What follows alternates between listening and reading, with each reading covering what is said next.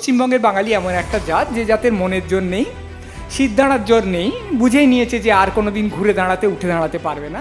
রাজনীতিতে নীতির জোর নেই, তার বদলে আছে কখনো সাধারণ মানুষের বুকে পুলিশের গুলি চালানো, কখনো সাধারণ মানুষের টাকাগুলোকে চুরি করা। ডোনাল্ড ট্রাম্পকেও বাঙালি বলতে হয়, এমন লোক তো সারা সারা পৃথিবীতেই রয়েছে। বাঙালিকে বরং লোকে মানে ঠাট্টা করে যে বাঙালি এত কম ঘুষ নেয়। বাঙালি সত্যি মানুষ নয়, তার কারণ মানুষের আত্মমর্যাদা আছে কিন্তু বাঙালির নেই। বাঙালি আর চীনাদের মধ্যে কিন্তু একটা মিল আছে, কি বলুন তো? চীনারা কাঠি দিয়ে খায় আর বাঙালি কাঠি করে। বাঙালির মধ্যে ইউনিটি খোঁজা এবং সমুদ্রে আলপিন খোঁজা মোটামুটি একই ব্যাপার।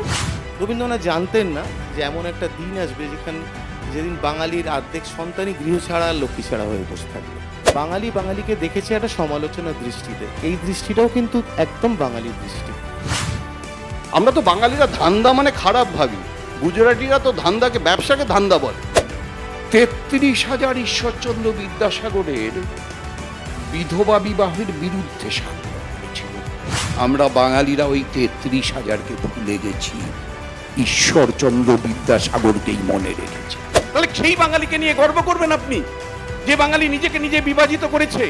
অবিভক্ত বাঙালিকে কোথায় দেখতে পাচ্ছেন আপনি? কোন বাঙালিকে দেখতে পাচ্ছেন যে বাঙালি প্রতিনিয়ত বলা যায় যে নিজের মেরুদণ্ড বিক্রি করে প্রতিবাদ করতে ভুলে গেছে? বাঙালি লড়াই করেছিল, বাঙালি প্রাণ দিয়েছিল। এই বাঙালির মধ্যে থেকে একজন নেতাজি সুভাষচন্দ্র বসু বেরিয়েছিল। অ্যাভারেজ বাঙালি হচ্ছে গভর্নমেন্ট। আপনি একজন বাঙালি রাজনৈতিক নেতাকে দেখাতে পারবেন যিনি বলবেন আমরা এটা ভুল করেছিলাম?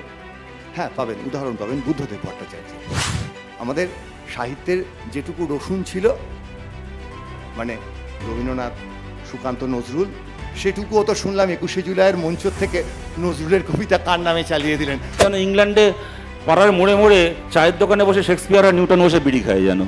ওদের সমস্ত ঘরে ঘরে শেক্সপিয়ার নিউটন জন্মায়, আমাদেরই দু একজন জন্মায়, বাকিরা সমস্ত আলতু ফালতু বাতিলের খাতায়।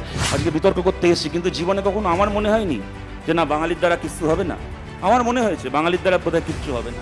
আচ্ছা, আমাকে আমার মা ছোটবেলা কখনো বলেনি, আমাকে তো বহুবার বলেছে আমার মা, তোর দ্বারা জীবনে কিচ্ছু হবে না। আমার ধারণা আপনাদেরকেও বলেছে। আমাকে যখন আমার মা বলেছেন তোর দ্বারা জীবনে কিচ্ছু হবে না, আমার মা কি কোনো রায় শুনিয়েছে? আমার মা কি সত্যি বলতে চেয়েছে যে আমার দ্বারা কিচ্ছু হবে না?